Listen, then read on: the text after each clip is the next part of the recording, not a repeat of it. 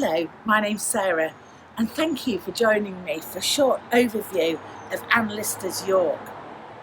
There are a few places which feature heavily in Anne's diaries, and so I thought it would be great to give you a whirlwind tour of this beautiful city.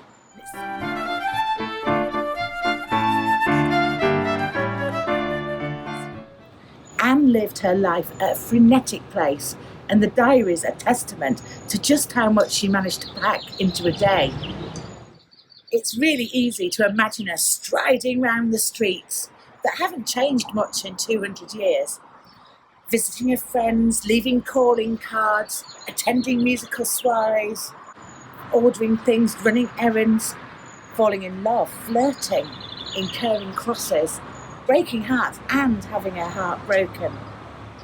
Anne's whole archive has been given UNESCO Memory of the World status and are recognised as pivotal documents in British history. They are described as a confidential and painfully accurate account of lesbian life. And it's fair to say that Anne had quite a busy love life.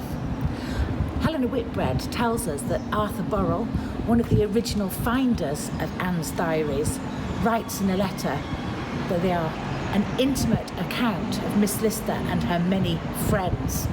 He adds, and it's fair to say hardly any one of them escaped her.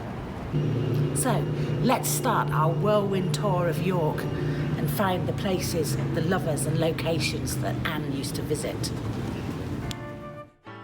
After passing through Micklegate Bar, we're in Micklegate, where the stagecoaches, sometimes the High Flyer or the True Blue, would clatter over the cobbles, nearing the end of the 4-hour-plus journey from Halifax.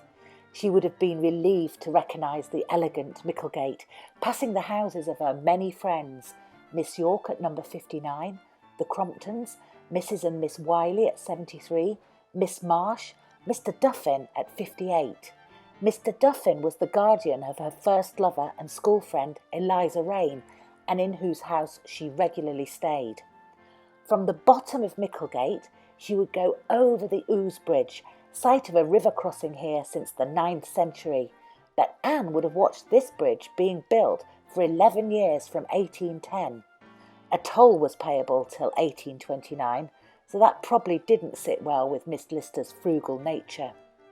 The coach would have deposited her at the Black Swan on Coney Street, one of Anne's favourite haunts. Coney Street was the principal commercial street in York and is today still under the gaze of the little admiral who's kept constant watch since 1779.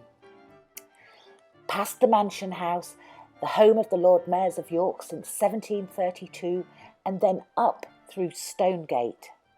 Stonegate is the street that runs between the river and the Minster, an artery in York for nearly 2,000 years. Today, many of the buildings that line the street date to the 15th and 16th century, and Anne would recognise much of it. Stonegate leads her up to the magnificent Minster, and then it's a left turn into High Petergate. High Petergate is the street Anne was very familiar with and where she often stayed. At first, her affections lay with Isabella or Tib Norcliffe, who lived on one side of the road. Later, affections and heart crossed the road to Mariana Belcombe, who lived opposite and could be said was the love of her life. But affections moved on again within that household to Mariana's sisters, Harriet, Nance and Lou.